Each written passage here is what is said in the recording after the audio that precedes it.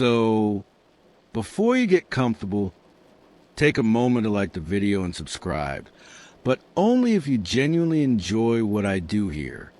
And let me know in the comments where you're tuning in from and what time it is for you. It's always fascinating to see who's joining us from around the world.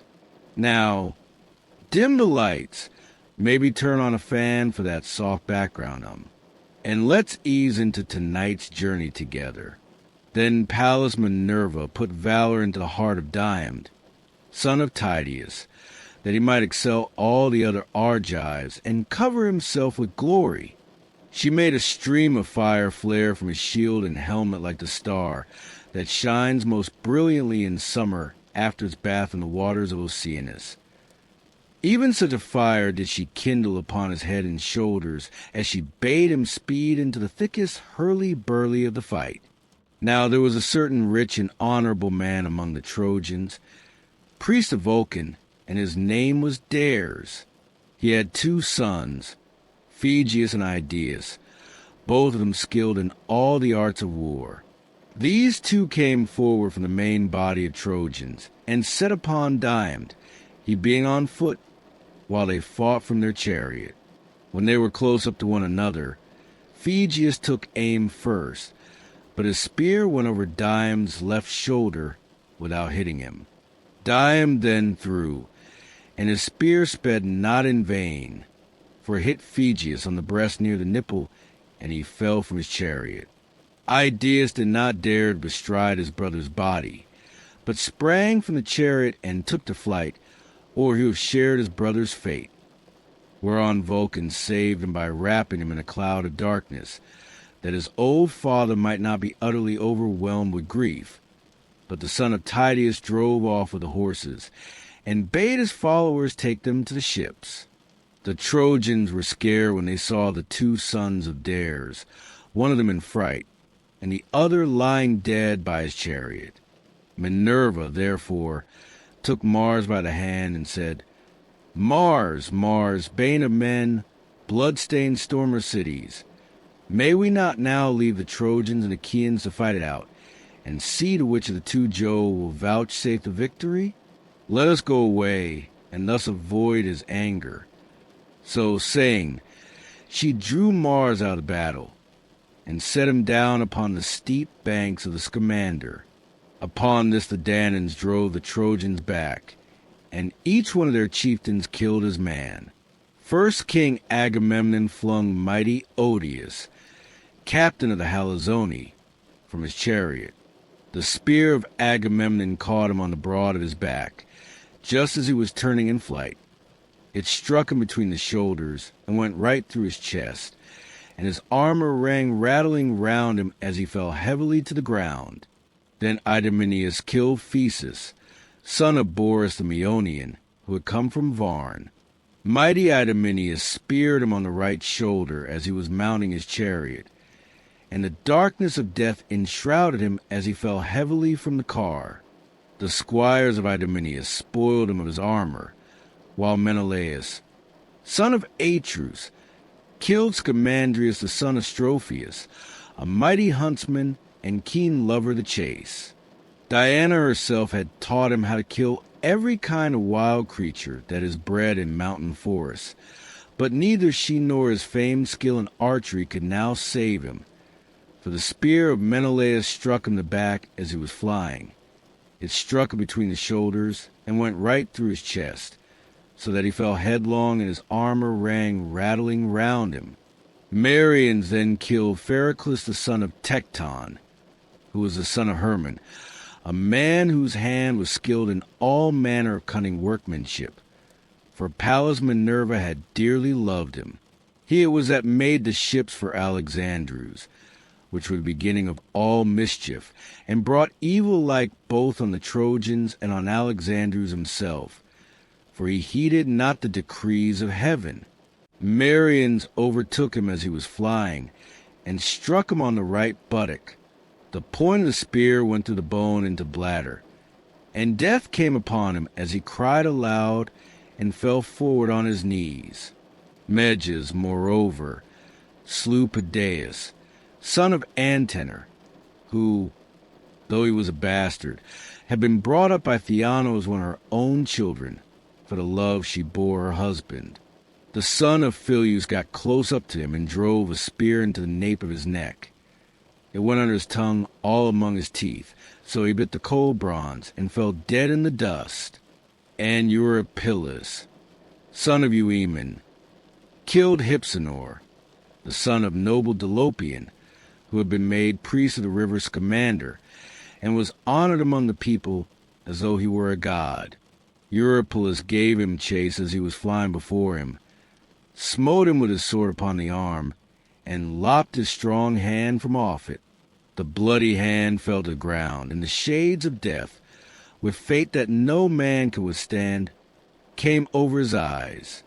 Thus furiously did the battle rage between them. As for the son of Tydeus, you could not say whether he was more among the Achaeans or the Trojans. He rushed across the plain like a winter torrent that has burst its barrier in full flood.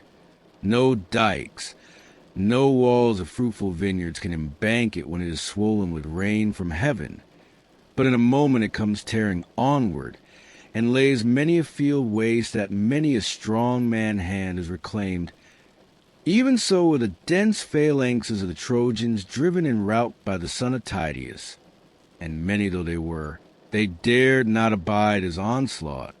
Now when the son of Lycaon saw him scouring the plain and driving the Trojans pell-mell before him, he aimed an arrow and hit the front part of his cuirass near the shoulder. The arrow went right through the metal and pierced the flesh, so that the cuirass was covered with blood. On this the son of Lycaon shouted in triumph, "Knights Trojans, come on! The bravest of the Achaeans is wounded, and he will not hold out much longer if King Apollo was indeed with me when I sped from Lycia hither." Thus did he vaunt. But his arrow had not killed Diomedes, who withdrew and made for the chariot and horses of Sthenelus, the son of Capaneus. "Dear son of Capaneus," said he, "come down from your chariot and draw the arrow out of my shoulder." Sthenelus sprang from his chariot and drew the arrow from the wound, whereon the blood came spouting out through the hole that had been made in his shirt. Then Diomedes prayed, saying, "Hear me, daughter of aegis-bearing Jove, unweariable, if ever you loved my father well and stood by in the thick of fight, do the like now by me. Grant me to come within a spear's throw of that man and kill him. He has been too quick for me and has wounded me, and now he is boasting that I shall not see the light of the sun much longer." Thus he prayed, and Pallas Minerva heard him. She made his limbs supple and quickened his hands and his feet. Then she went up close to him and said, "Fear not, Diomedes, to do battle with the Trojans, for I have set in your heart the spirit of your knightly father Tydeus.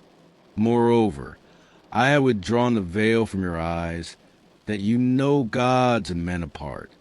If, then, any other god comes here and offers you battle, do not fight him, but should Jove's daughter Venus come, strike her with your spear and wound her."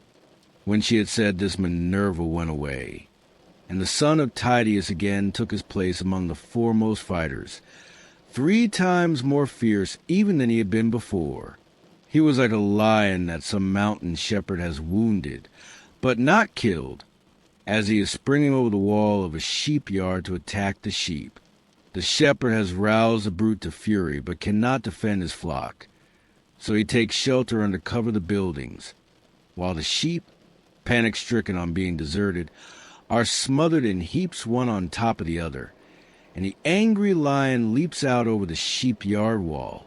Even thus did Diomedes go furiously about among the Trojans. He killed Astynes, and shepherd of his people, the one with a thrust of his spear, which struck him above the nipple, the other with a sword cut on the collarbone, that severed his shoulder from his neck and back. He let both of them lie, and went in pursuit of Abos and Polyidus, sons of the old reader of dreams Eurydamas. They never came back for him to read them any more dreams, for mighty Dione made an end of them. He then gave chase to Xanthus and Thun, the two sons of Phaenops, both of them very dear to him, for he was now worn out with age, and begot no more sons to inherit his possessions. But Dione took both their lives, and left their father sorrowing bitterly, for he never more saw them come home from battle alive, and his kinsmen divided his wealth among themselves. Then he came upon two sons of Priam, Ichor and Chromius, as they were both in one chariot. He sprang upon them as a lion fastens on the neck of some cow or heifer when the herd is feeding in a coppice. For all their vain struggles, he flung them both from their chariot and stripped the armor from their bodies. Then he gave their horses to his comrades to take them back to the ships. When Aeneas saw him thus making havoc among the ranks, he went to the fight amid the rain of spears to see if he could find Pandarus. When he had found the brave son of Lycaon, he said, "Pandarus, where is now your bow, your winged arrows, and your renown as an archer, in respect to which no man here can rival you, nor is there any in Lycia that can beat you? Lift then your hands to Jove, and send an arrow at this fellow who is going so masterfully about, and has done such deadly work among the Trojans. He has killed many a brave man, unless indeed he is some god who is angry with the Trojans about their sacrifices, and has set his hand against them in his displeasure." And the son of Lycaon answered, "Aeneas, I take him for none other than the son of Tydeus. I know him by his shield, the visor of his helmet, and by his horses. It is possible that he may be a god, but if he is the man I say he is not making all this havoc without heaven's help, but has some god by his side who is shrouded in a cloud of darkness, and who turned my arrow aside when it had hit him.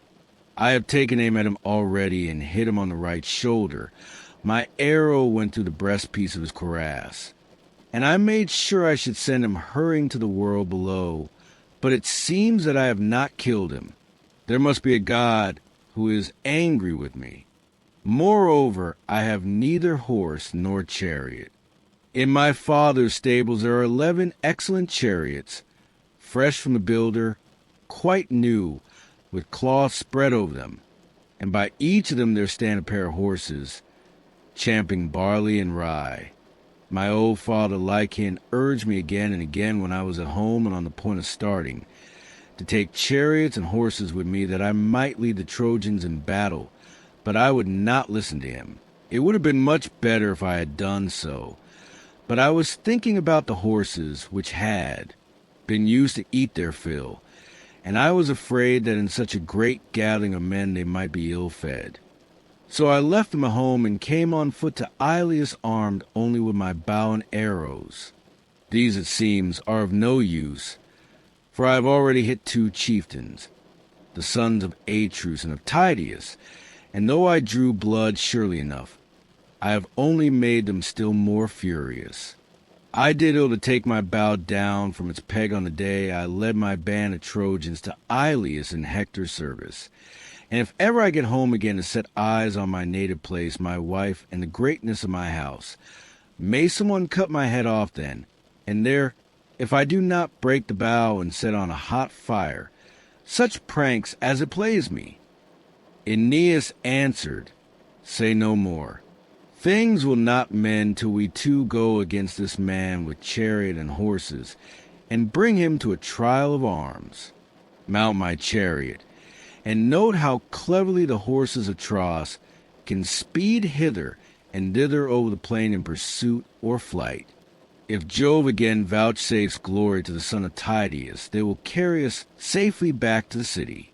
Take hold, then, of the whip and reins while I stand upon the car to fight, or else do you wait this man's onset while I look after the horses." "Aeneas," replied the son of Lycaon, "take the reins and drive.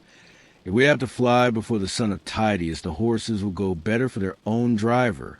If they miss the sound of your voice when they expect it, they may be frightened, and refuse to take us out to fight. The son of Tydeus will then kill both of us and take the horses. Therefore drive them yourself, and I will be ready for him with my spear." They then mounted the chariot and drove full speed towards the son of Tydeus.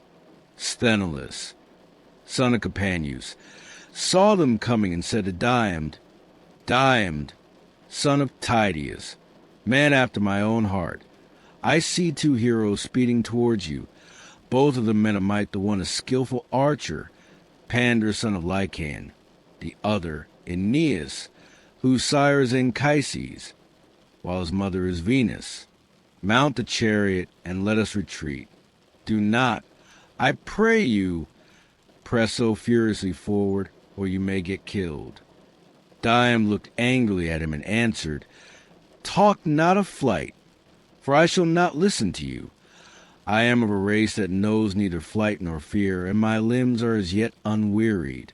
I am in no mind to mount, but will go against them even as I am. Pallas Minerva bids me be afraid of no man, and even though one of them escape, their steeds shall not take both back again. I say further, and lay my saying to your heart, if Minerva sees fit to vouchsafe me the glory of killing both, stay your horses here and make the reins fast to the rim of the chariot. Then be sure you spring Aeneas' horses and drive them from the Trojan to the Achaean ranks. They are the stock that great Jove gave to Trojan in payment for his son Ganymede, and are the finest that live and move under the sun. King Anchises stole the blood by putting his Mars to them, without Laomedon's knowledge, and they bore him 6 foals.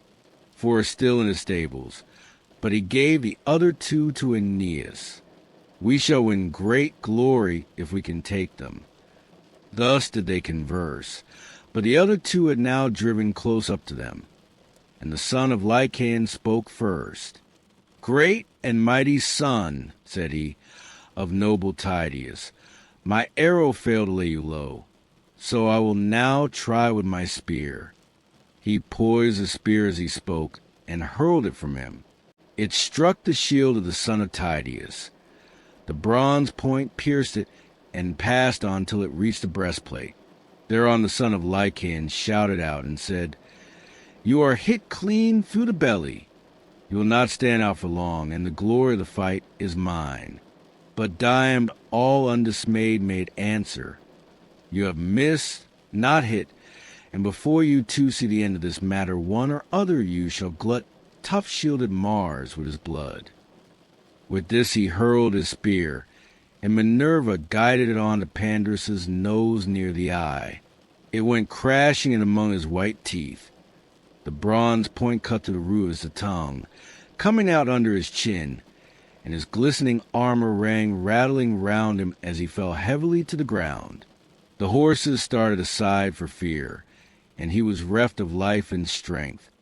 Aeneas sprang from his chariot armed with shield and spear, fearing lest the Achaeans should carry off the body. He bestrode it as a lion in the pride of strength, with shield and on spear before him, and a cry of battle on his lips, resolute to kill the first that should dare face him. But the son of Tydeus caught up a mighty stone, so huge and great that as men now are would take 2 to lift it.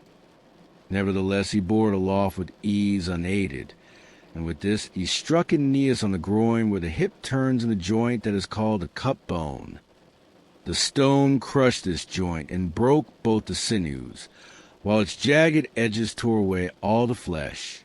The hero fell on his knees and propped himself with his hand resting on the ground till the darkness of night fell upon his eyes. And now Aeneas, king of men, would have perished then and there, had not his mother, Jove's daughter Venus, who had conceived him by Anchises when he was herding cattle, been quick to mark, and thrown her 2 white arms about the body of her dear son. She protected him by covering him with a fold of her own fair garment, lest some Dione should drive a spear into his breast and kill him. Thus, then, did she bear her dear son out of fight. But the son of Capaneus was not unmindful of the orders that Diomedes had given him. He made his own horses fast, away from the hurly-burly, by binding the reins to the rim of the chariot. Then he sprang upon Aeneas's horses, and drove them from the Trojan to the Achaean ranks. When he had so done, he gave him over to his chosen comrade Tlepolemus, whom he valued above all others as the one who was most like-minded with himself, to take them on to the ships. He then remounted his own chariot, seized the reins, and drove with all speed in search of the son of Tydeus. Now the son of Tydeus was in pursuit of the Cyprian goddess, spear in hand, for he knew her to be feeble and not one of those goddesses that can lure it among men in battle like Minerva or Io, the waster of cities. And when at last, after long chase, he caught her up, he flew at her and thrust his spear into the flesh of her delicate hand. The point tore through the ambrosial robe which the Graces had woven for her, and pierced the skin between her wrist and the palm of her hand, so that the immortal blood, or Ichor, that flows in the veins of the blessed gods, came pouring from a wound. For the gods do not eat bread nor drink wine. Hence they have no blood such as ours, and are immortal. Venus screamed aloud and let her son fall, but Phoebus Apollo caught him in his arms, and hid him in a cloud of darkness, lest some Danaan should drive a spear into his breast and kill him.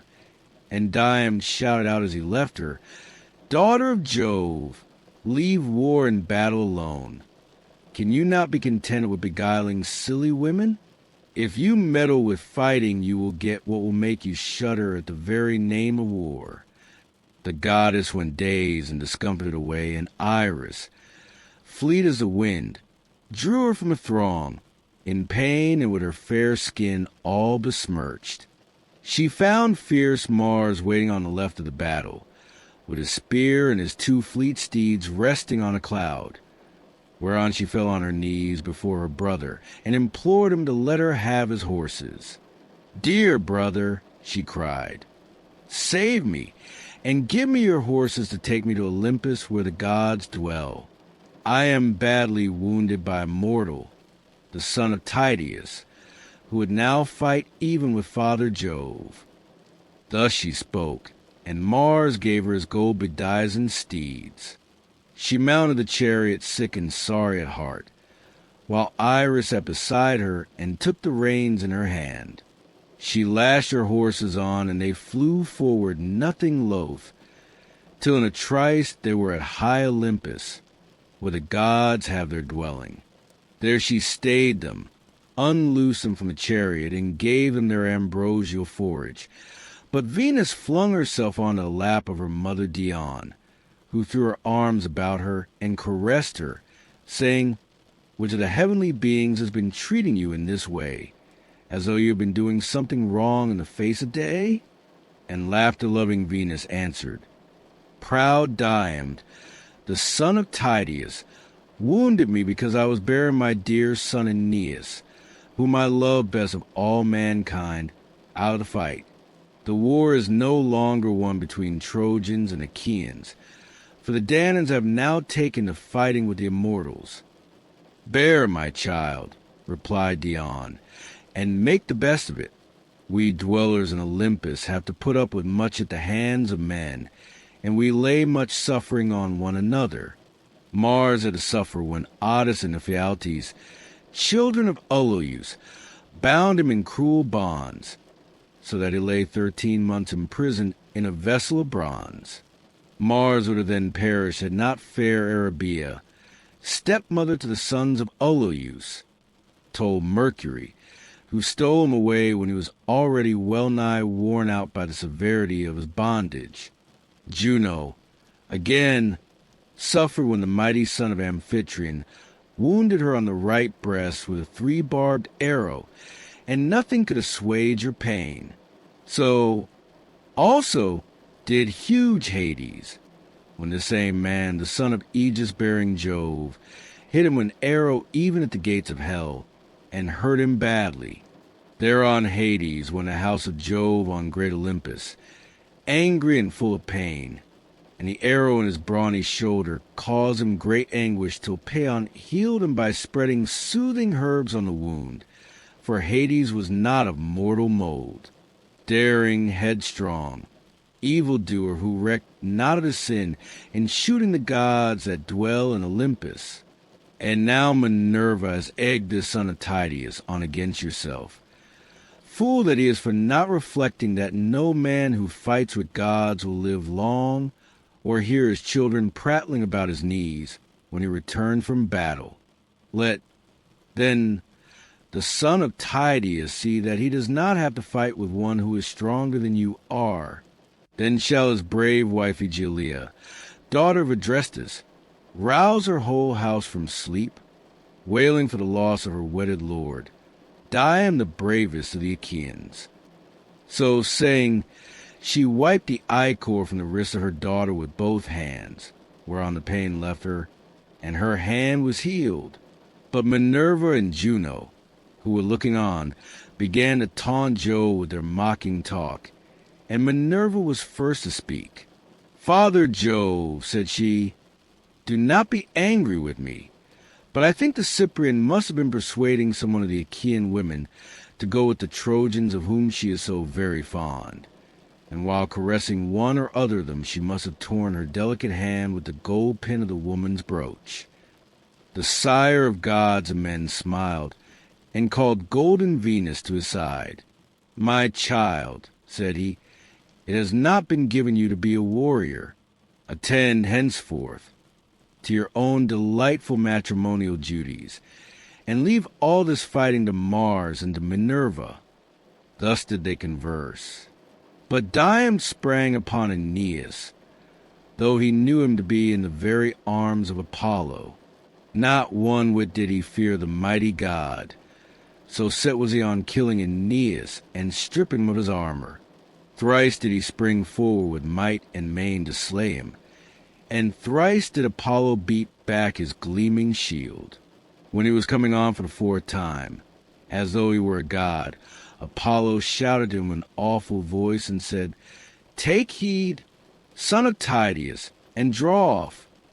Think not to match yourself against gods, for men that walk the earth cannot hold their own with the immortals." The son of Tydeus then gave way for a little space, to avoid the anger of the god, while Apollo took Aeneas out of the crowd and set him in sacred Pergamus, where his temple stood. There, within the mighty sanctuary, Latona and Diana healed him and made him glorious to behold, while Apollo the silver bow fashioned a wraith in the likeness of Aeneas, and armed as he was. Round this the Trojans and Achaeans hacked at the bucklers about one another's breasts, hewing each other's round shields and light hide-covered targets. Then Phoebus Apollo said to Mars, "Mars, Mars, bane of men, blood-stained stormer of cities, can you not go to this man, the son of Tydeus, who would now fight even with Father Jove, and draw him out of battle?" He first went up to the Cyprian and wounded her in the hand near her wrist, and afterwards sprang upon me too, as though he were a god. He then took his seat on the top of Pergamus, while murderous Mars went about among the ranks of the Trojans, cheering them on, in the likeness of fleet Acamas, chief of the Thracians. "Sons of Priam," said he, "how long will you let your people be thus slaughtered by the Achaeans? Would you wait till they are at the walls of Troy? Aeneas, the son of Anchises, is fallen, he whom we held in as high honor as Hector himself. Help me, then, to rescue our brave comrade from the stress of the fight." With these words he put heart and soul into them all. Then Sarpedon rebuked Hector very sternly. "Hector," said he, "where is your prowess now? You used to say that though you had neither people nor allies, you could hold the town alone with your brothers and brothers-in-law. I see not one of them here. They cower as hounds before a lion. It is we, your allies, who bear the brunt of the battle. I have come from afar, even from Lycia and the banks of the river Xanthus. where I have left my wife, my infant son, and much wealth to tempt whoever is needy. Nevertheless, I head my Lycian soldiers and stand my ground against any who would fight me, though I have nothing here for the Achaeans to plunder, while you look on, without even bidding your men stand firm in defense of their wives. See that you fall not into the hands of your foes as men caught in the meshes of a net, and they sack your fair city forthwith.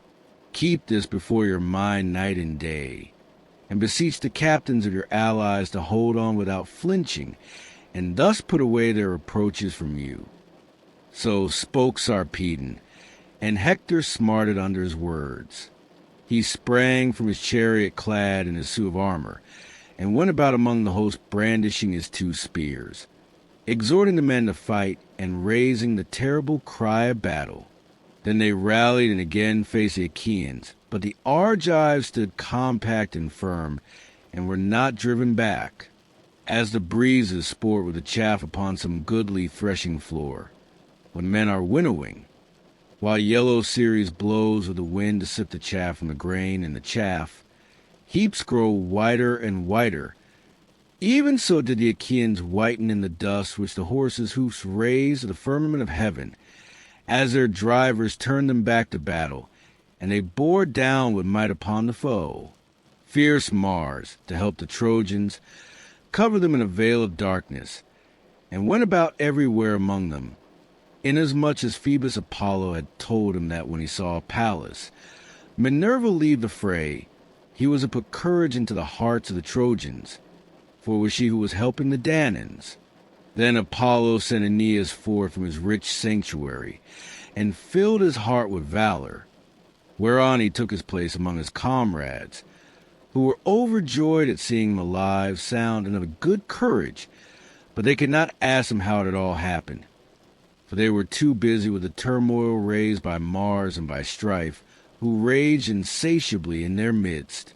The 2 Ajaxes, Ulysses and Diomedes, cheered the Danaans on, fearless of the fury and onset of the Trojans. They stood as still as clouds which the son of Saturn has spread upon the mountain tops, when there is no air, and fierce Boreas sleeps with the other boisterous winds, whose shrill blasts scatter the clouds in all directions. Even so did the Danaans stand firm and unflinching against the Trojans. The son of Atreus went about among them and exhorted them. "My friends," said he, "quit yourselves like brave men, and shun dishonor in one another's eyes amid the stress of battle. They that shun dishonor more often live than get killed, but they that fly save neither life nor name." As he spoke, he hurled his spear and hit one of those who were in the front rank, the comrade of Aeneas, Dacon, son of Pergamus, whom the Trojans held in no less honor than the sons of Priam, for he was ever quick to place himself among the foremost. The spear of King Agamemnon struck his shield, and went right through it, for the shield stayed it not. It drove through his belt into the lower part of his belly, and his armor rang rattling round him as he fell heavily to the ground. Then Aeneas killed 2 champions of the Danaans, Crethan and Orsilochus. Their father was a rich man who lived in the strong city of Fear, and was descended from the river Alpheus, whose broad stream flows to the land of the Pylians. The river begot Orsilochus, who ruled over much people, and was father to Diocles, who in his turn begot twin sons, Crethan and Orsilochus, well skilled in all the arts of war. These, when they grew up, went to Iliad with the Argive fleet in the cause of Menelaus and Agamemnon, sons of Atreus, and there they both of them fell, as 2 lions whom their dam has reared in the depths of some mountain forest, to plunder homesteads and carry off sheep and cattle till they get killed by the hand of man. So were these 2 vanquished by Aeneas, and fell like high pine trees to the ground. Brave Menelaus pitied them in their fall, and made his way to the front, clad in gleaming bronze and brandishing his spear, for Mars egged him on to do so with intent that he should be killed by Aeneas. But Antilochus the son of Nestor saw him, and sprang forward, fearing that the king might come to harm, and thus bring all their labor to nothing. When therefore Aeneas and Menelaus were setting their hands and spears against one another, eager to do battle, Antilochus placed himself by the side of Menelaus. Aeneas, bold though he was, drew back on seeing the two heroes side by side in front of him. So they drew the bodies of Cretan and Orsilochus to the ranks of the Achaeans, and committed the two poor fellows into the hands of their comrades. They then turned back and fought in the front ranks. They killed Pylaemenes, peer of Mars, leader of the Paphlagonian warriors. Menelaus struck him on the collarbone as he was standing on his chariot, while Antilochus hit his charioteer and squire Mydon, the son of Atimius, who was turning his horses in flight.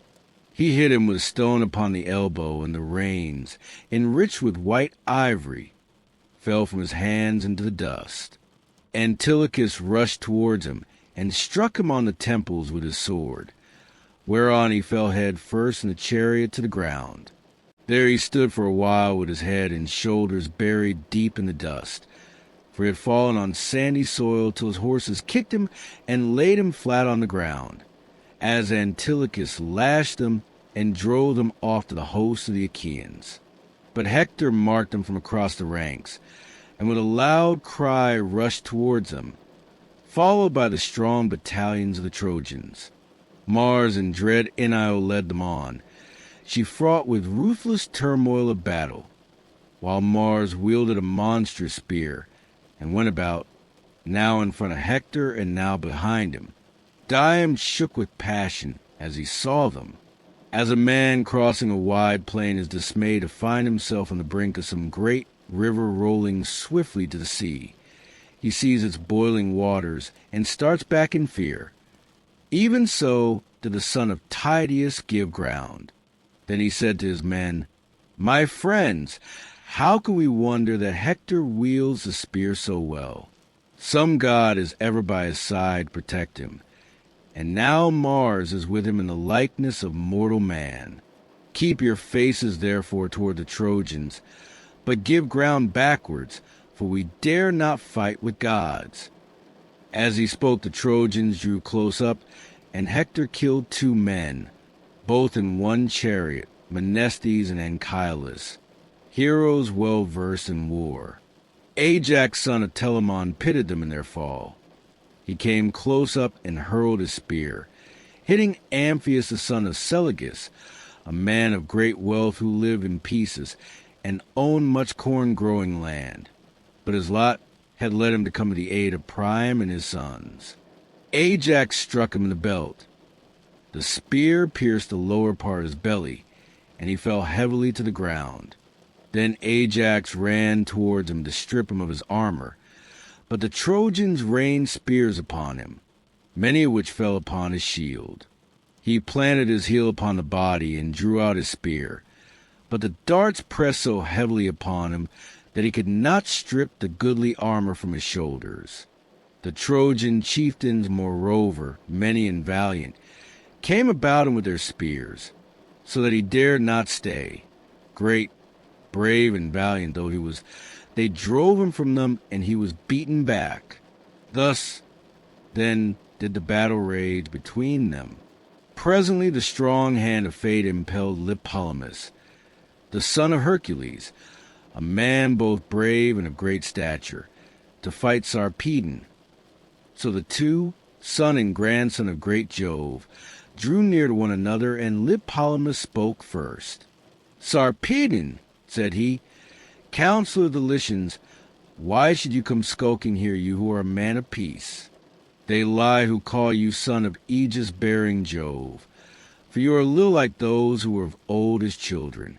Far other was Hercules, my own brave and lion-hearted father, who came here for the horses of Laomedon, and though he had 6 ships only, and few men to follow him, sacked the city of Iliad and made a wilderness of her highways. You are a coward, and your people are falling from you. For all your strength and all your coming from Lycia, You will be no help to the Trojans, but will pass the gates of Hades vanquished by my hand." And Sarpedon, captain of the Lycians, answered, "Tlepolemus, your father overthrew Iliad by reason of Laomedon's folly in refusing payment to one who had served him well. He would not give your father the horses which he had come so far to fetch. As for yourself, you shall meet death by my spear. You shall yield glory to myself, and your soul to Hades of the noble steeds." Thus spoke Sarpedon, and Tlepolemus upraised his spear. They threw at the same moment, and Sarpedon struck his foe in the middle of his throat. The spear went right through, and the darkness of death fell upon his eyes. Tlepolemus' spear struck Sarpedon on the left thigh with such force that it tore through the flesh and grazed the bone. But his father as yet warded off destruction from him. His comrades bore Sarpedon out of the fight, in great pain by the weight of the spear that was dragging from his wound. They were in such haste and stress as they bore him, that no one thought of drawing the spear from his thigh, so as to let him walk uprightly. Meanwhile the Achaeans carried off the body of Tlepolemus, whereon Ulysses was moved to pity, and panted for fray as he beheld them. He doubted whether to pursue the son of Jove, or make slaughter of the Lycian rank and file. It was not decreed, however, that he should slay the son of Jove. Minerva, therefore, turned him against the main body of the Lycians. He killed Coeranus, Alastor, Chromius, Alcandrus, Halius, Nomon, and Prytanes, and would have slain yet more, had not great Hector marked him, and sped to the front of the fight clad in his suit of mail, filling the Danaans with terror. Sarpedon was glad when he saw him coming, and besought him, saying, "Son of Priam, let me not he here to fall into the hands of the Danaans. Help me, and since I may not return home to gladden the hearts of my wife and of my infant son, let me die within the walls of your city." Hector made him no answer, but rushed onward to fall at once upon the Achaeans and kill many among them. His comrades then bore Sarpedon away and laid him beneath Jove's spreading oak tree. Pelagon, his friend and comrade, drew the spear out his thigh, but Sarpedon fainted and a mist came over his eyes. Presently he came to himself again, for the breath of the north wind as it played upon him gave him new life, and brought him out of the deep swoon into which he had fallen. Meanwhile the Argives were neither driven towards their ships by Mars and Hector, nor yet did they attack them.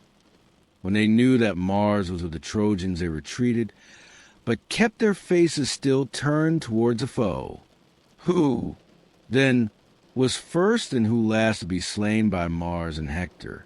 They were valiant Teuthras, and Orestes, a renowned charioteer, Trecus the Aetolian warrior, Oenomaus, Helenus the son of Enops, and Oresbius of the gleaming girdle, who was possessed of great wealth, and dwelt by the Cephisian lake with the other Boeotians who lived near him, owners of fertile country.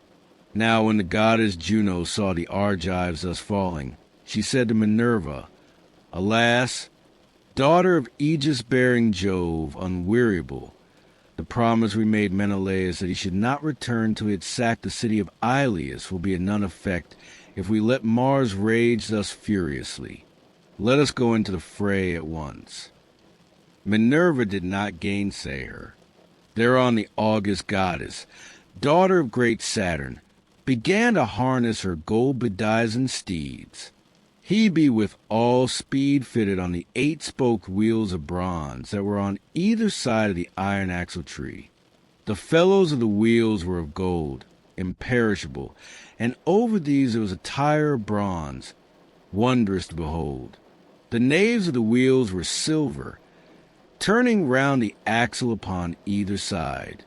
The car itself was made with plated bands of gold and silver, and had a double top rail running all round it. From the body of the car there went a pole of silver, on to the end of which she bound a golden yoke. with the bands of gold that would go under the necks of the horses. Then Juno put her steeds under the yoke, eager for battle and the war cry. Meanwhile Minerva flung her richly embroidered vesture, made with her own hands, on her father's threshold, and donned the shirt of Jove, arming herself for battle. She threw her tasseled aegis about her shoulders, wreathed round with routers with a fringe, and on it were strife and strength and panic whose blood runs cold. Moreover, there was ahead of the dread monster Gorgon, grim and awful to behold, portent of aegis-bearing Jove. On her head she set her helmet of gold, with 4 plumes, and coming to a peak both in front and behind, decked with the emblems of 100 cities. Then she stepped into her flaming chariot and grasped a spear, so stout and sturdy and strong, with which she quells the ranks of heroes who had displeased her. Juno lashed the horses on, and the gates of heaven bellowed as they flew open of their own accord, gates over which the flowers preside, in whose hands are heaven and Olympus, either to open the dense cloud that hides them or to close it.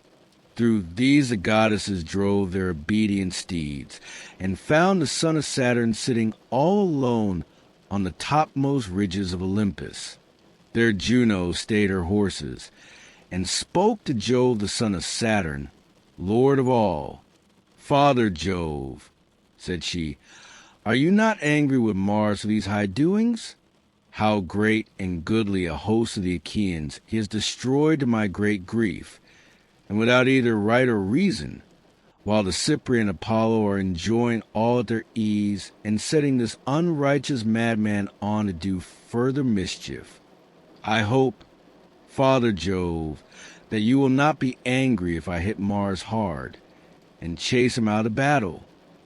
And Jove answered, "Set Minerva on to him, for she punishes him more often than anyone else does." Juno did as he had said. She lashed her horses, and they flew forward, nothing loath midway betwixt earth and sky, as far as a man can see when he looks out upon the sea from some high beacon. So far can the loud neighing horses of the gods spring at a single bound. When they reached Troy and the place where its 2 flowing streams, Simois and Scamander, meet, there Juno stayed them and took them from the chariot. She hid them in a thick cloud, and Simois made ambrosia spring up for them to eat. The 2 goddesses then went on, flying like turtle doves in their eagerness to help the Argives. When they came to the part where the bravest and most in number were gathered about mighty Diomedes, fighting like lions or wild boars of great strength and endurance, there Juno stood still and raised a shout like that of brazen-voiced Stentor, whose cry was as loud as that of 50 men together. "Argives," she cried, "shame on cowardly creatures, brave in semblance only. As long as Achilles was fighting, Phthia's spear was so deadly that the Trojans dared not show themselves outside the Dardanian gates. But now they sally far from the city and fight even at your ships." With these words she put heart and soul into them all, while Minerva sprang to the side of the son of Tydeus, whom she found near his chariot and horses, cooling the wound that Pandarus had given him, for the sweat caused by the hand that bore the weight of his shield irritated the hurt. His arm was weary with pain, and he was lifting up the strap to wipe away the blood. The goddess laid her hand on the yoke of his horses and said, "The son of Tydeus is not such another as his father." Tydeus was a little man, but he could fight, and rushed madly into a fray even when I told him not to do so. When he went all unattended as envoy to the city of Thebes among the Cadmeans, I bade him feast in their houses and be at peace. But with that high spirit which was ever present with him, he challenged the youth of the Cadmeans, and at once beat them in all that he attempted. So mightily did I help him. I stand by you too to protect you, and I bid you be instant in fighting the Trojans. But either you are tired out, or you are afraid and out of heart, and in that case I say that you are no true son of Tydeus the son of Aeneas." Diomed answered, "I know you, goddess, daughter of aegis-bearing Jove, and will hide nothing from you. I am not afraid nor out of heart, nor is there any slackness in me. I am only following your own instructions. You told me not to fight any of the blessed gods, but if Jove's daughter Venus came into battle, I was to wound her with my spear. Therefore I am retreating, and bidding the other Argives gather in this place, for I know that Mars is now lorded in the field." "Diomed, son of Tydeus," replied Minerva, "man after my own heart, fear neither Mars nor any other of the immortals, for I will befriend you. Nay, drive straight at Mars, and smite him in close combat. Fear not this raging madman, villain incarnate, first on one side, and then on the other." But now he was holding talk with Juno and myself, saying he would help the Argives and attack the Trojans. Nevertheless he is with the Trojans, and has forgotten the Argives. With this she caught hold of Sthenelus, and lifted him off the chariot on to the ground. In a second he was on the ground, whereupon the goddess mounted the car, and placed herself by the side of Diomed. The oaken axle groaned aloud under the burden of the awful goddess and the hero. Pallas Minerva took the whipping reins, and drove straight at Mars. He was in the act of stripping huge Periphas, son of Ochesius and bravest of the Aetolians. Bloody Mars was stripping him of his armor, and Minerva donned the helmet of Hades, that he might not see her. When therefore he saw Diomed, he made straight for him, and let Periphas lie where he had fallen. As soon as they were at close quarters, he let fly with his bronze spear over the reins and yoke, thinking to take Diomed's life. But Minerva caught the spear in her hand, and made it fly harmlessly over the chariot. Diomed then threw, and Pallas Minerva drove the spear into the pit of Mars's stomach, where his under girdle went round him. There Diomed wounded him, tearing his fair flesh, and then drawing his spear out again. Mars roared as loudly as 9,000 or 10,000 men in the thick of fight, and the Achaeans and Trojans were struck with panic. So terrible was the cry he raised, as a dark cloud in the sky when it comes on to blow after heat.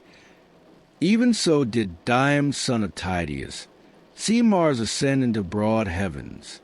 With all speed he reached high Olympus, home of the gods, and in great pain sat down beside Jove the son of Saturn. He showed Jove the immortal blood that was flowing from his wound, and spoke piteously, saying, "Father Jove, are you not angered by such doings? We gods are continually suffering in the most cruel manner at one another's hands, while helping mortals. And we all owe you a grudge for having begotten that mad termagant of a daughter, who is always committing outrage of some kind. We other gods must all do as you bid us, but her you neither scold nor punish. You encourage her because the pestilent creature is your daughter. See how she has been inciting proud Diomed to vent his rage on the immortal gods." First he went up to the Cyprian, and wounded her in the hand near her wrist, and then he sprang upon me too, as though he were a god. Had I not run for it, I must either have lain there for long enough in torments among the ghastly corpse, or have been eaten alive with spears till I had no more strength left in me.